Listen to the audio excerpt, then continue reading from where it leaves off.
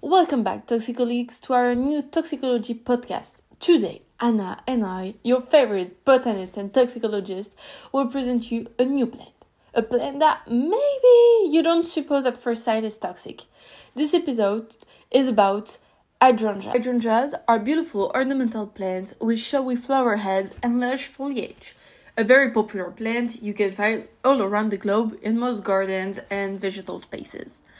Hydrangeas seems to be a good-looking colored plant, but they hide some toxicological effects that the public won't necessarily know about. Our job today is to help you understand and know all the aspects about this plant.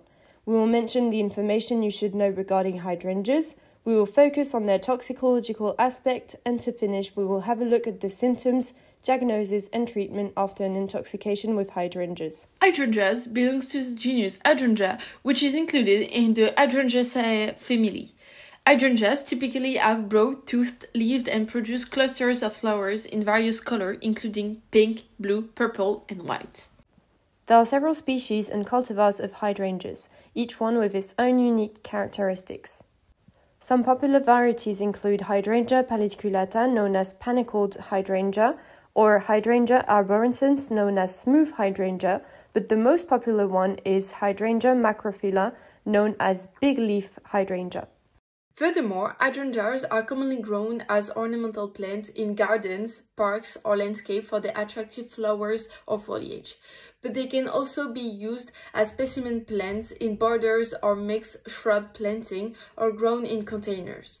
Some varieties are also suitable for the use as cut flowers in arrangements. For your general knowledge, the hydrangea encompasses a broad spectrum of meanings, ranking from abundance, heart-left emotions, gratitude, and balefulness, with each interpretation rooted in cultural history, beliefs, and narratives.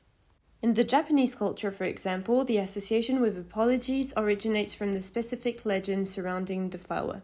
During the Victorian era, hydrangeas were regarded negatively, symbolizing traits such as boastfulness, bragging, and vanity. This perception stemmed from their remarkable display of flowers but limited seed production. Additionally, they were often bestowed upon individuals who rejected romantic advances, implying the perceived coldness or frigidity.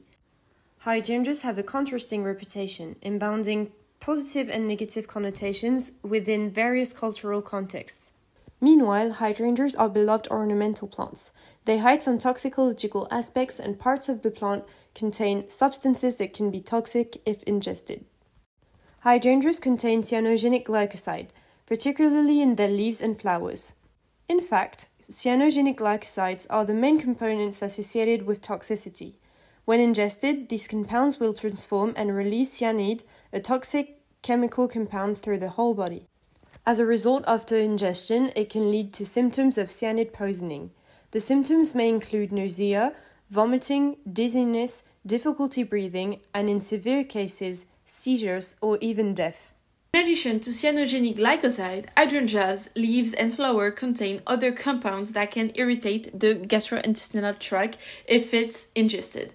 This can cause symptoms such as abdominal pain, diarrhea, and vomiting.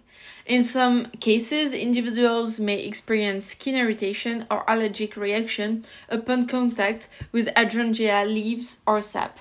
This can manifest as redness, itching, or rash, particularly in sensitive individuals. Regarding animal poisoning, it is considered toxic if it has been ingested in large quantities.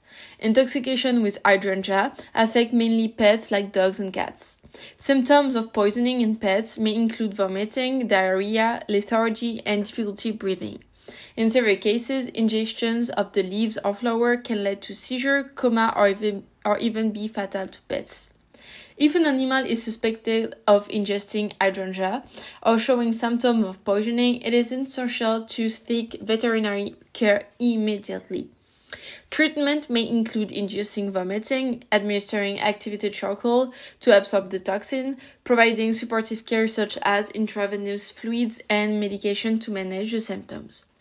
To prevent intoxication of animals by hydrangea, it is important to keep these plants out of reach of pests, particularly in areas where they have access to, such like gardens or outdoor spaces. Thus, educating pet owner about the danger of certain plants and monitoring the pets when outdoor can help to prevent many accidental ingestion.